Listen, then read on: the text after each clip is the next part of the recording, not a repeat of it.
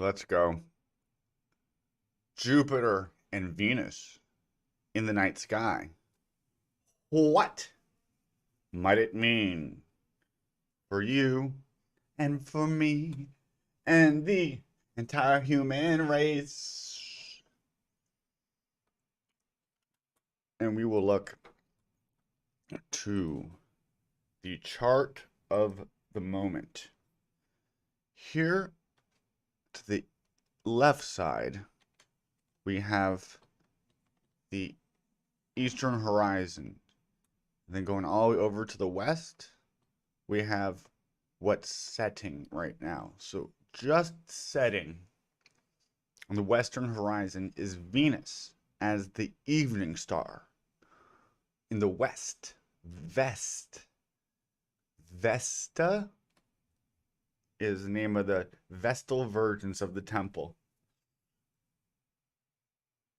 Vesta they were known for their devotion, to invest their energy in the devotion of Venusian type thing, beauty.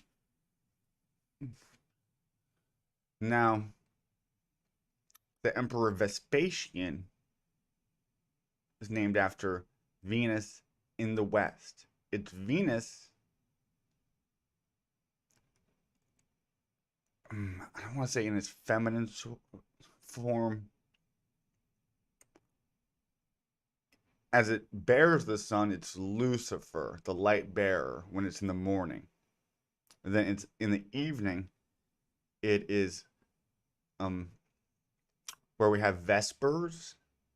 Vespers is evening prayers in the monasteries, in the churches. Now we have above it in the night sky the planet Jupiter. They're separated by 4 degrees now. Venus is moving towards Jupiter up in the night sky, and they will come conjunct in 2 days. You will see them very, very close to each other because they're almost lined up. Sometimes one's a little bit further to the south and one to the north, but right now they're pretty much on line. They have a 32-degree band that our ecliptic goes across. And so we have 12 constellations on that ecliptic. Ophiuchus, the 13th sign, has its foot dipping into the zodiac. Usually the gods stay above it. They're further to the North Pole. In the middle of the North Star, it's the center. It doesn't move at all. And that was likened to God in the highest heaven. Hosanna. Now, tropically, these planets, Venus and Jupiter, are in the early degrees of Aries, the first sign of the zodiac.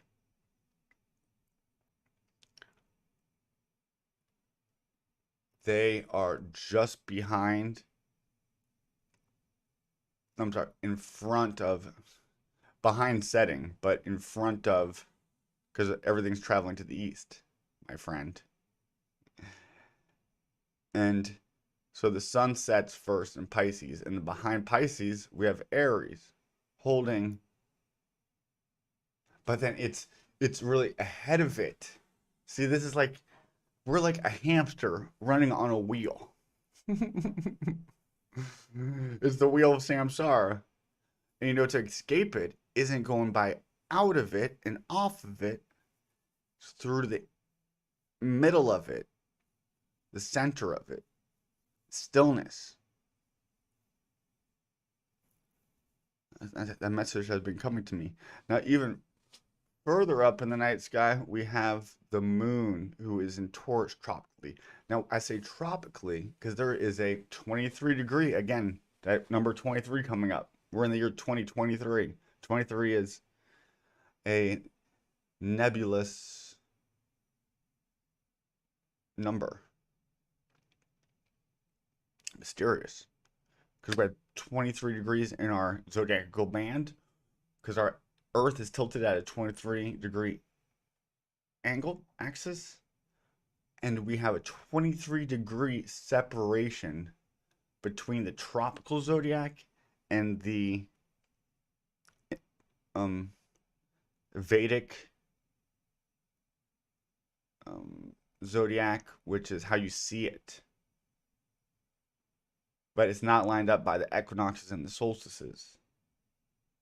So what we see is 22 degrees different than the equal place. And I think that was around like 0 BC AD when they changed the calendar. No, it changes every 70 years. Number 70, it changes a degree. That has to do with the precession of the equinoxes.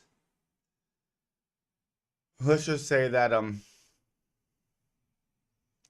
it's what's the difference between Vedic, or I can't believe I'm forgetting the name, versus a tropical. Vedic works, but there's another name for it where it's actually, you'll see it, so it looks like Venus and Jupiter are in the constellation Pisces because you'll see the fishes behind it. But if we're using the equinoxes, which gives us time, it's 22 degrees ahead. So when I think of Vedic astrology, they're so accurate. They're like, you're going to meet your wife while a lady in the background is cleaning a fish wearing a red hat, and a boy upstairs is crying for his tadpole. You're like, what the? But I feel like if you want to go from a more soul spiritual dive, you will go through the tropical zodiac. Seems to pan out for me. Just thinking about it, unless you were born between the 23rd to the 29th degree of your sign, you would be the sign before you. So I was born early degrees of Scorpio. Could I see myself as a Libra? Well, I actually have Mercury because it's always close to the sun, and then the other personal planet, Venus, which is the second closest to the sun, followed by in Libra.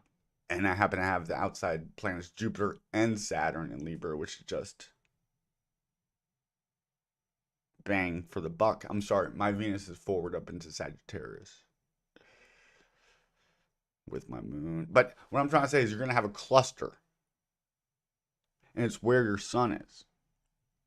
So if you could have Mercury and Venus ahead, and then your sun's behind, then what I'm saying is these are all things that paint us in all these beautiful colors. So when you meet another Pisces and you're like, oh, you and I are different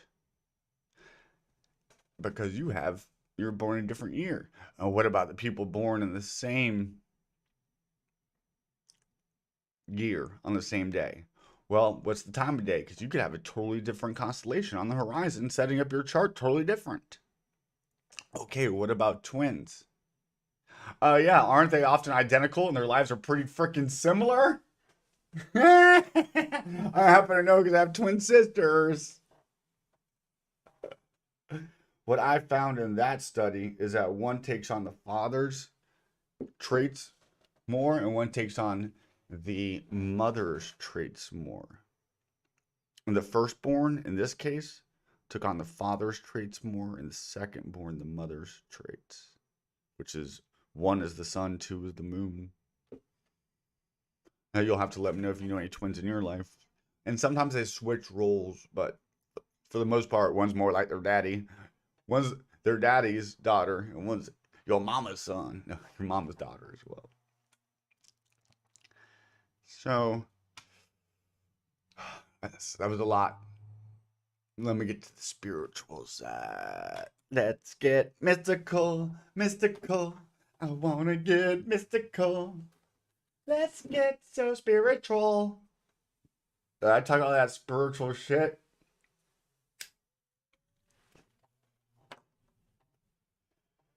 My actions are having a hard time matching up with it. I do with the flesh wants and not with the spirit.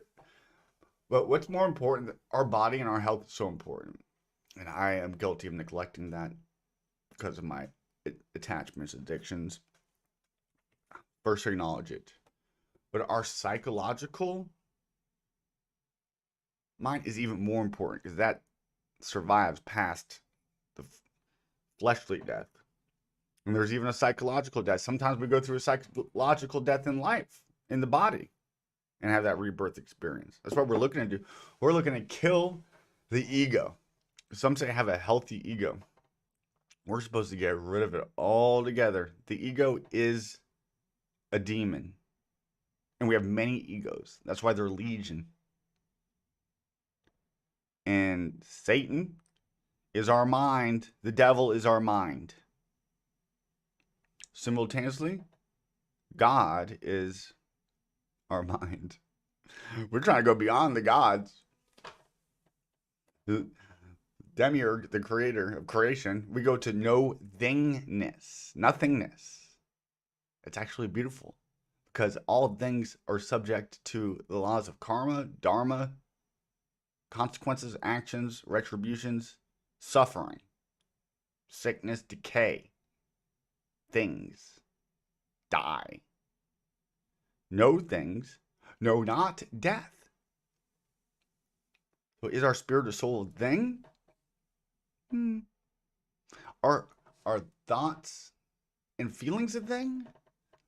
More so. And then is the material active world a thing? Yes, more so. And that's the density that we dove into, fell into perhaps, through the consequences for our action.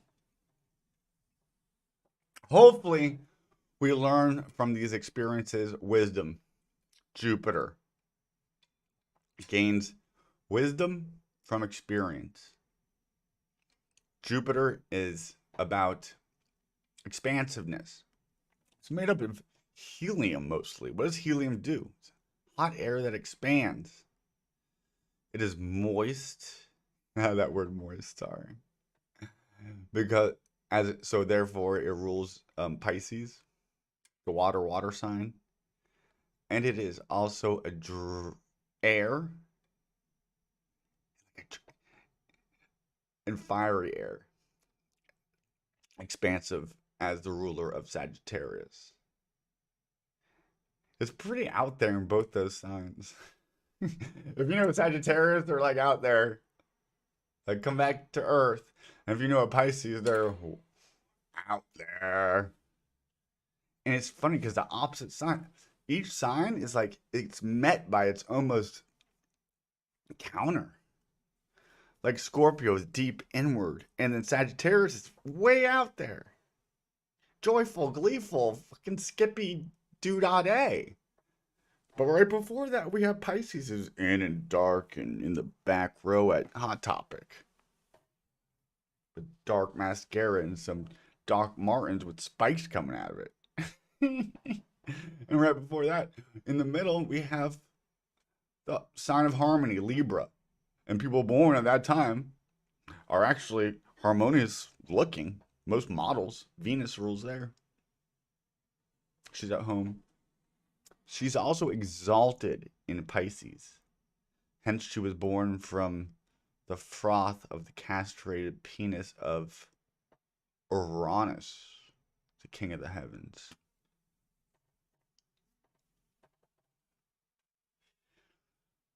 Our mythological stories usually explaining astrology. And what astrology is a mapping out of our human body and its transformation of energy and its evolution onto the heavens. Man is the measure of the heavens in synchronicity with it. The head of the body that we live in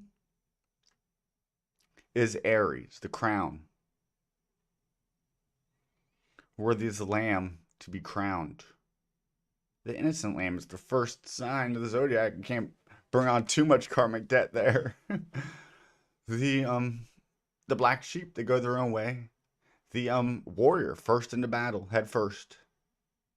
Red in the face, Aries. We want to be red like a plume. And then opposite of Aries is the feet, or right next to Aries. So the mouth of the dragon is Aries, the ram horns. The tail of the dragon is the two tails of Pisces. We often see this in iconography. You see it in the sign of the Starbucks logo. Green for Venus, her color. In charge of our emotions and our heart. Now, we have Venus in Aries and Jupiter in Aries. Venus in Aries is what we love, are attracted to, attract. What we are willing to sacrifice for. And in Aries, Aries is the warrior. It's not so much the actual act of war, per se, because all the signs can be in war. Capricorn's going to be the admiral, the lieutenant. Aquarius is just everybody at war. If, say, Mars was there and Uranus and some... Pisces is the dissolution, the washing away. It's about self-sacrifice, laying down your ego for the greater all, the suffering servant of the Piscean archetype, which was represented by the figure Jesus in that story. There's been many other, and that's the Kali Yuga, when everything washes away. Suffering. That axis of suffering service is the Virgo Pisces axis. Now we're switching to the victorious Leo Lion and the enlightenment of the people, Aquarius, hopefully, and not the culling of the people. We have Pluto at 29 degrees, Saturn about to move to 29 degrees. Those are the last degrees of those signs, which are called anaretic, which means combustible, which means a concentrated punch of energy of those signs channeled through the archetype of that planet that inhabits such a place. Saturn in Aquarius has been Saturn is the master, Aquarius of the people. He stays in each sign for 2.5 years. What have we experienced with Saturn in Aquarius?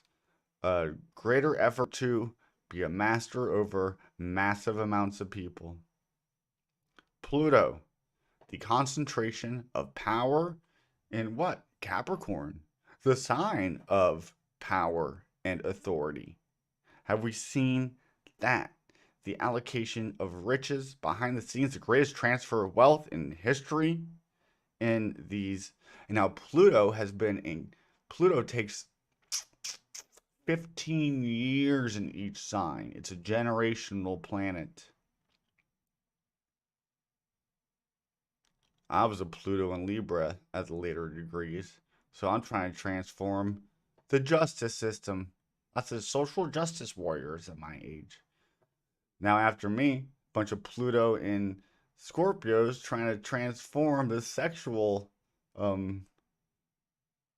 stuff, mysterious dark stuff. You see lots of sexual stuff going on with that generation. And then not too long ago, we had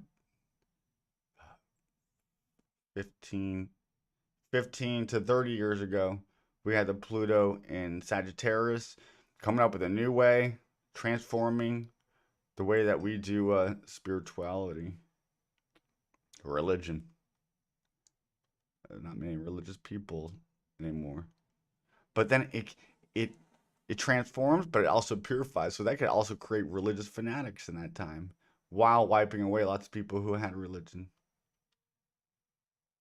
Now, for those born in this age, they're going to go through they have that breaking down, regurgitating, purifying, concentrating, regurgitating, recycling the energy of how we do authority and mastery of earth and discipline and how we boss, how we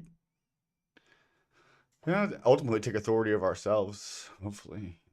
That's what the people born in the last 15 years, that's going to be an overarching theme in their life. So with Venus, what we love, what we appreciate, how we relate to others, even in our friendship, what we're willing to sacrifice for, all those things that the planet Venus makes up is in the planet of Aries, of that leader, of that head first, courageous, perhaps young, green behind the ears, fiery, forward, rebellious energy coming together with Jupiter, who just magnifies, expands that energy. Wherever Jupiter touches, it expands. Hopefully, so that we have an expansive view on things. Expands what? Such things as war, the warrior, expanding money that we give to war. These are all going to soon come into Chiron, which is the wounded healer warrior. So imagine wounded warriors being expanded upon and then trying to bring a love to them. So they're going to be showing wounded warriors that to pull at your emotional heartstrings, expound upon those type things to get us to give more money, what we value, Venus, to war.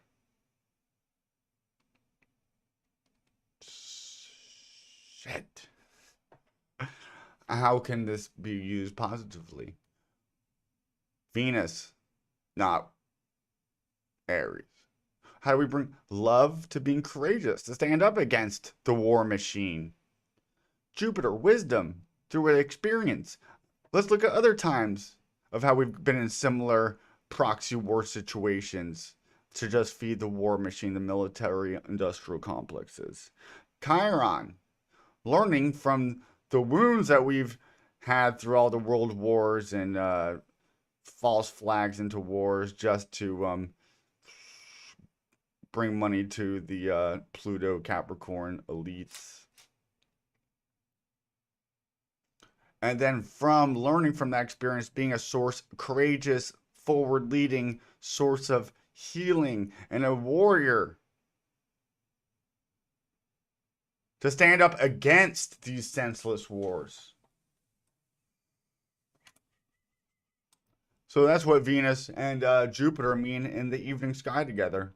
When the moon was there, that was us feeling really emotional about that now. Now the moon's moved forward in Taurus, that's us wanting to be, it could be just sticking our head in the earth and a bag of chips and forgetting about it.